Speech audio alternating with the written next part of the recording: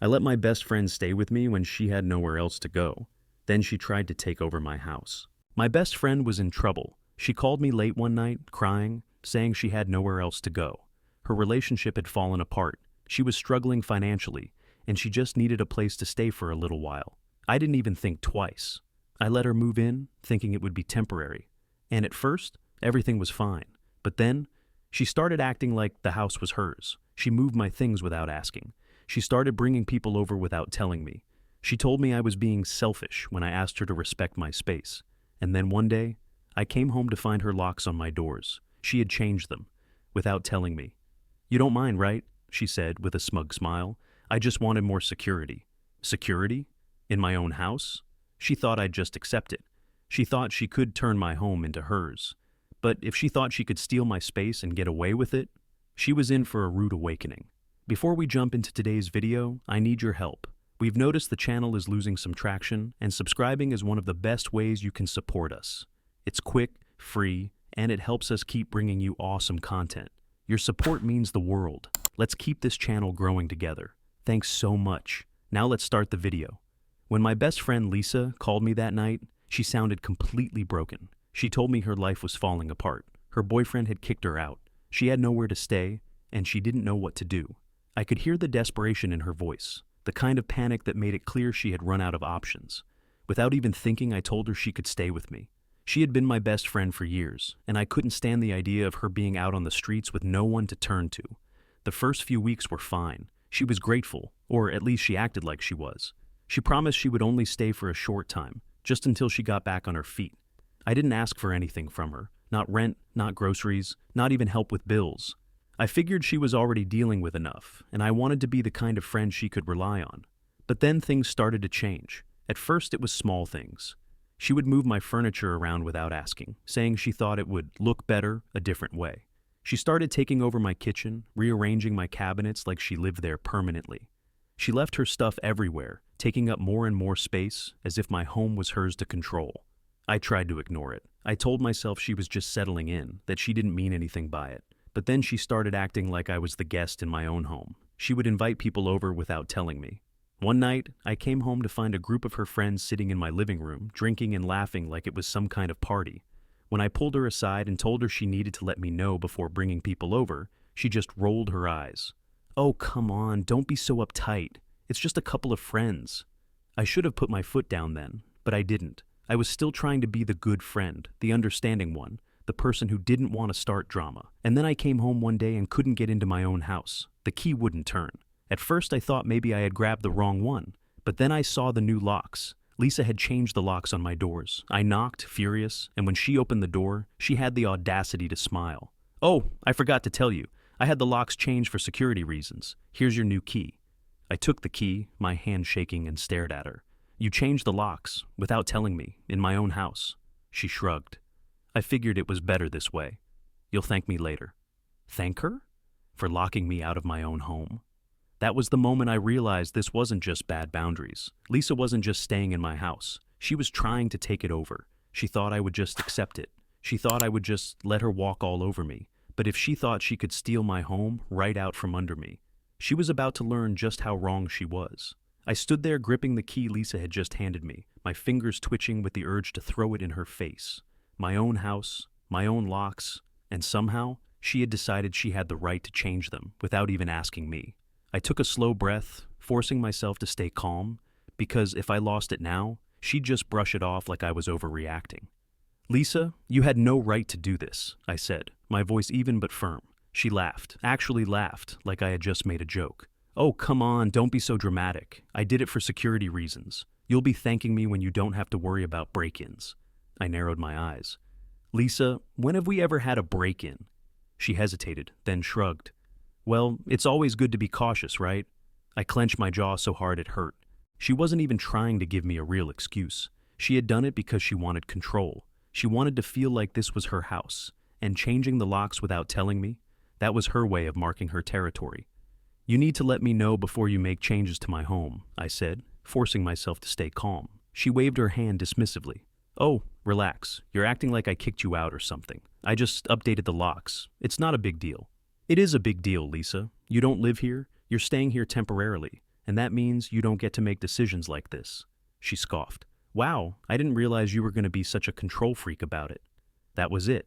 That was the moment I realized that Lisa had no intention of leaving. She had settled in like she belonged here. She had changed the house to fit her needs, rearranging everything, inviting people over like she was the one paying the bills. And now, she had literally locked me out. This wasn't just her overstaying her welcome. This was her trying to take over. I needed to put an end to it right now. Lisa, we need to talk about your stay here, I said, keeping my tone firm. She rolled her eyes. Ugh, what now? You've been here for over 2 months. I was happy to help you when you needed a place to stay, but I think it's time we figure out when you're moving out. Her expression changed instantly. Wow, so you're just throwing me out? She snapped. I'm not throwing you out. I'm setting boundaries. This is my home. You were supposed to be here temporarily. You've been treating it like it's yours, and that's not okay. Her eyes flashed with anger. I can't believe you. After everything I've been through, this is how you treat me? There it was, the guilt trip, the manipulation, the twisting of the story to make herself the victim. She thought I'd back down. She thought I'd feel bad and let her keep walking all over me. But if she thought I was just going to let her take over my house without a fight, she was about to get a very rude awakening. Lisa crossed her arms, her face twisting into a perfect mask of self-righteous indignation. She wasn't just mad. I could see the gears turning in her head, already looking for a way to flip this on me, to make me look like the bad guy. And sure enough, she let out a bitter laugh and shook her head. Unbelievable, she muttered. You act like you're this generous, amazing friend, but the second I actually need help, you turn on me. You're just like everyone else, selfish. I took a deep breath, forcing myself to stay calm, because this was classic Lisa. If she couldn't get her way, she'd try to make the other person feel guilty until they backed down. Lisa, I didn't turn on you. I let you stay here when you had nowhere else to go. I didn't ask for rent. I didn't ask for anything. But instead of being grateful, you've been treating this place like it's yours. She rolled her eyes. Oh, come on. Just because I made a few changes? That's what this is about? You're seriously kicking me out because I rearranged some furniture? I let out a sharp laugh. No, Lisa. I'm telling you to leave because you changed the locks on my house without telling me. Because you invite people over whenever you want without asking. Because you've moved in like you own the place when you don't. Her face hardened, and I could tell she was starting to panic. Where am I supposed to go, huh? You know I don't have anywhere else. I stared at her, and for a brief moment, I almost felt bad.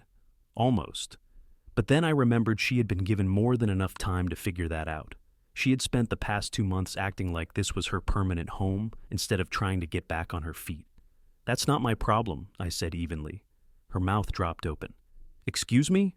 You heard me. I let you stay here when you needed help. That doesn't mean I have to let you take over my life. You should have been looking for a new place instead of playing house in mine. Her face flushed with anger. So that's it? You're just throwing me out on the street? No, I'm giving you 2 weeks to figure something out. After that, you're gone. She stared at me like she couldn't believe what she was hearing. Then, like clockwork, the fake tears started. I can't believe you'd do this to me. I thought we were friends. I had fallen for that before. I had spent years being guilt-tripped into giving more than I should, excusing behavior that was completely unacceptable, but not this time. I wasn't letting Lisa manipulate me anymore. She had 2 weeks. After that, she was out. Lisa didn't take the eviction well. She stormed off, slamming her bedroom door like a teenager throwing a tantrum, and for the next few days, she acted like I was the villain in my own house. She barely spoke to me, sulked around with this air of forced misery, and conveniently left dirty dishes in the sink as some sort of passive-aggressive protest. I ignored her. I had made up my mind, and nothing she did was going to make me change it. But then she upped the ante. I came home one night to find her friends in my living room, again. Only this time, it wasn't just a couple of them hanging out. It was a full-on gathering. Music playing, drinks everywhere, people I didn't even recognize sitting on my couch, acting like this was their home.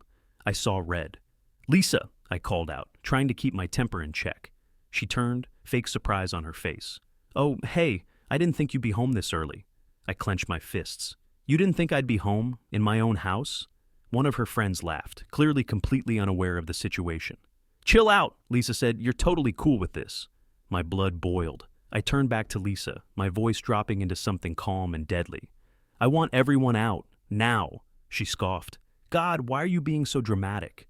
I took a step closer, my patience gone. Because I told you 2 days ago that you had 2 weeks to find somewhere else to live, and instead of doing that, you decided to turn my house into your personal party spot.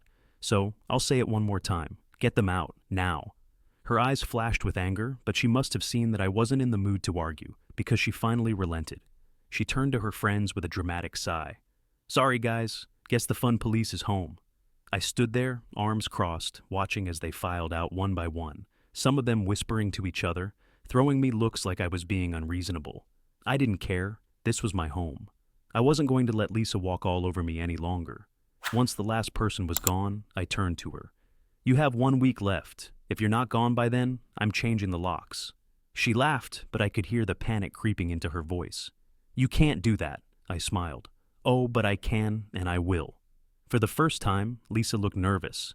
I think she had honestly believed she could just wait me out, guilt me into letting her stay indefinitely. But now she knew I wasn't playing games. She thought she could take over my house, take advantage of my kindness, and keep pushing the limits. But she had just realized something important. She was already out of time. Lisa knew she was running out of time, but that didn't stop her from pushing every boundary she could. She still left messes everywhere, still acted like the house was hers to control, and worst of all, she still wasn't packing. She walked around like she had all the time in the world, like my deadline was just some empty threat. But I wasn't bluffing. She had less than a week to get out, and if she thought she could ignore that and somehow convince me to change my mind, she was dead wrong. The final straw came when I got home from work and found Lisa sitting on the couch, scrolling on her phone, while delivery guys were bringing in a huge new couch. My couch. The one I had picked out and paid for, gone. She had replaced it without even asking me. I stared at the delivery guys as they set up the new furniture like it was completely normal, then turned to Lisa, who barely even looked up from her phone. What the hell is this? She smiled like nothing was wrong. Oh, I figured the living room needed an upgrade. My old couch was in storage, so I had them bring it over. Doesn't it look great? My patience snapped. You replaced my couch? In my own house? Without asking me? She finally rolled her eyes. Oh my God, relax. You can put your old one in storage or sell it. This one is so much nicer anyway. I was so angry I could barely speak. She was acting like she was doing me a favor, like she had every right to just change my home however she wanted. Lisa, you don't live here. You're not staying here. You're leaving in less than a week. So, explain to me why you thought this was a good idea. She sighed like I was being difficult. I was going to take it with me when I move out, obviously. I just wanted something nice while I'm here. That was it. I wasn't going to wait for the deadline. You're done, I said, my voice sharp. She blinked. What? You're done. You need to be out by tomorrow. Her eyes widened in shock. You said I had a week? I laughed coldly. Yeah, and then you decided to replace my furniture. If you're comfortable enough to redecorate, you're comfortable enough to get out now. She sputtered, trying to come up with an excuse, but I didn't care anymore. You have 24 hours. After that, your stuff is getting moved outside, and the locks are getting changed. She tried to argue, she tried to beg, she tried to turn it around on me like I was being unreasonable, but I wasn't listening anymore. She had spent months taking advantage of me, and now she was learning the hard way that I wasn't someone she could push around. Lisa thought she had won, that she had taken over my home, but now, she was finally losing everything. Lisa was furious. She went from shock to anger in an instant, her voice rising as she tried to argue with me. You can't just kick me out like this. I don't have anywhere else to go, she snapped, arms crossed like a petulant child. I stared at her, unmoved. That's not my problem.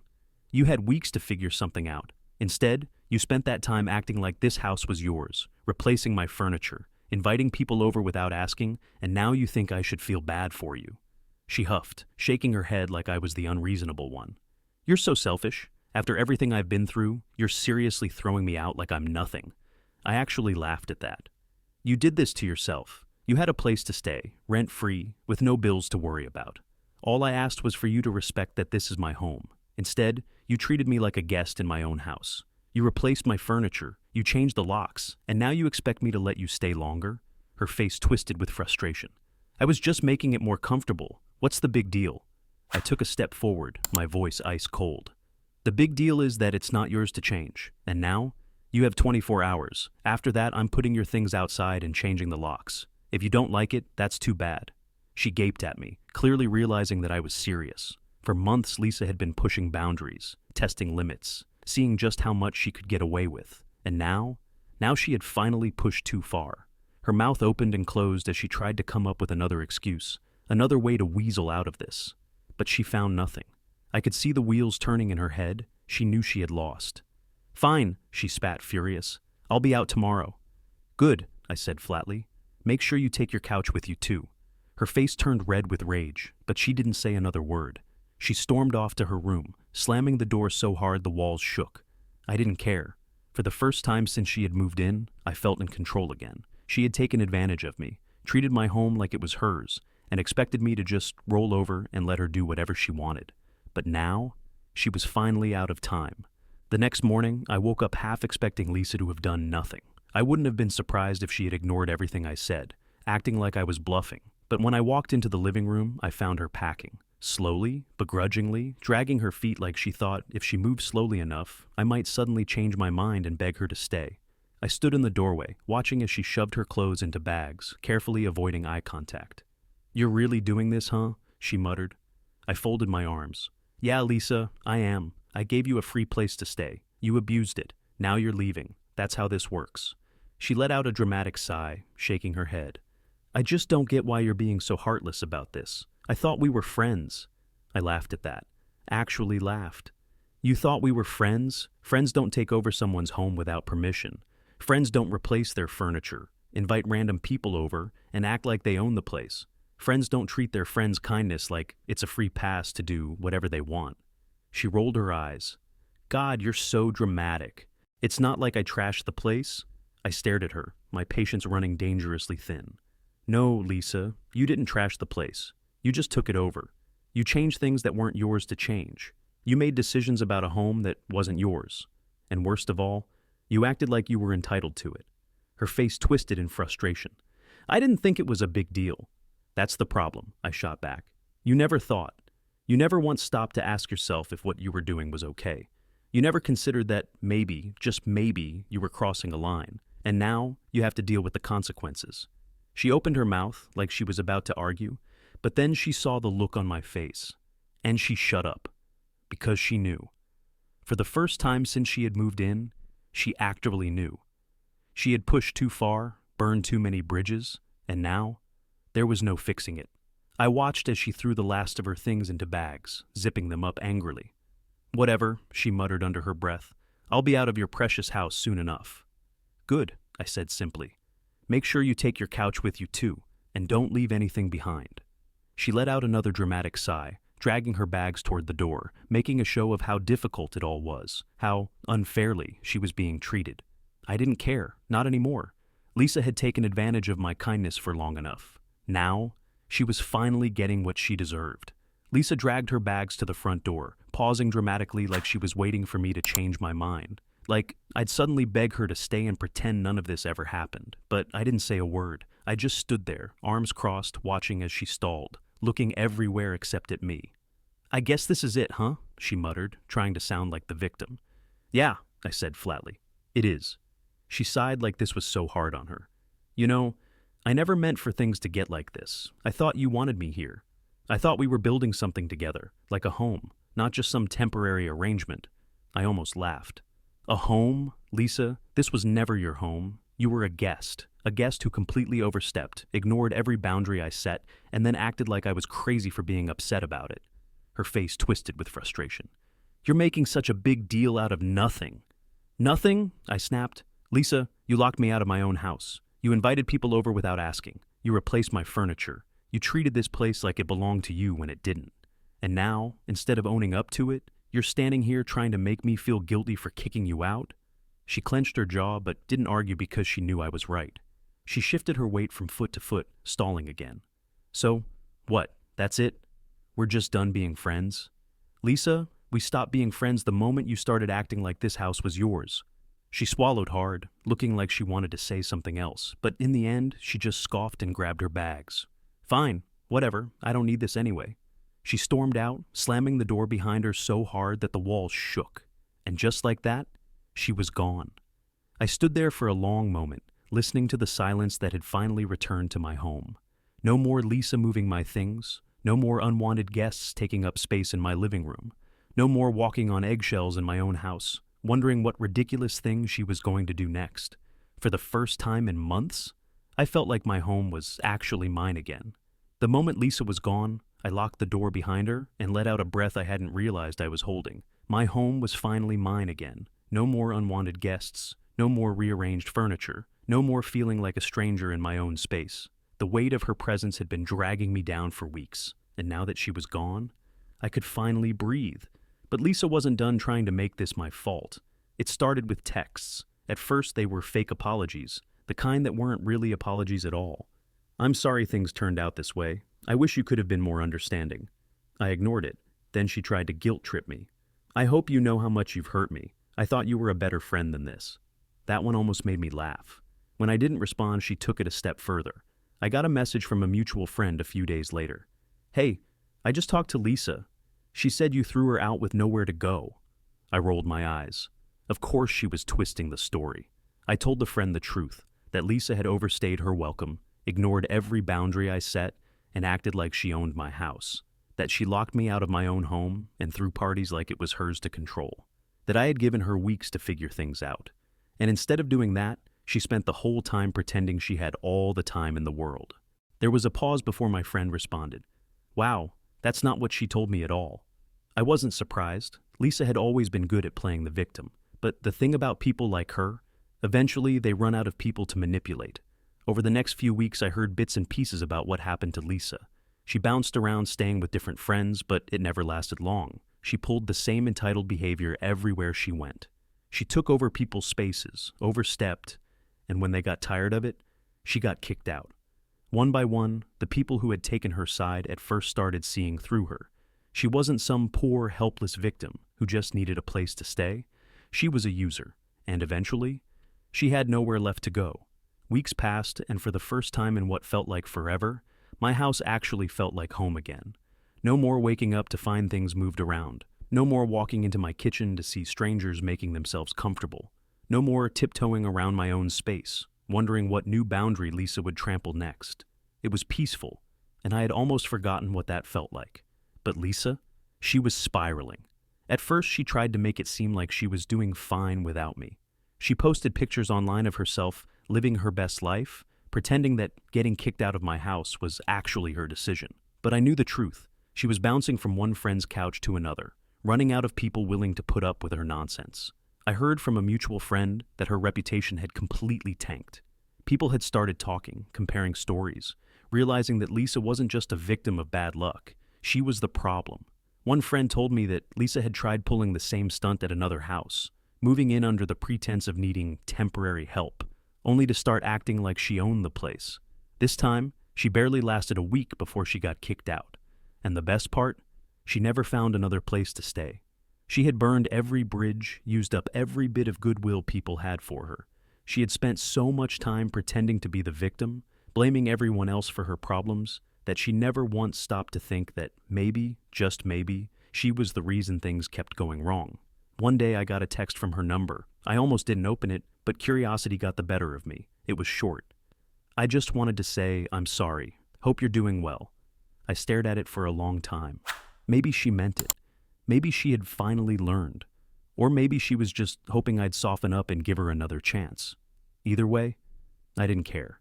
I deleted the message without responding.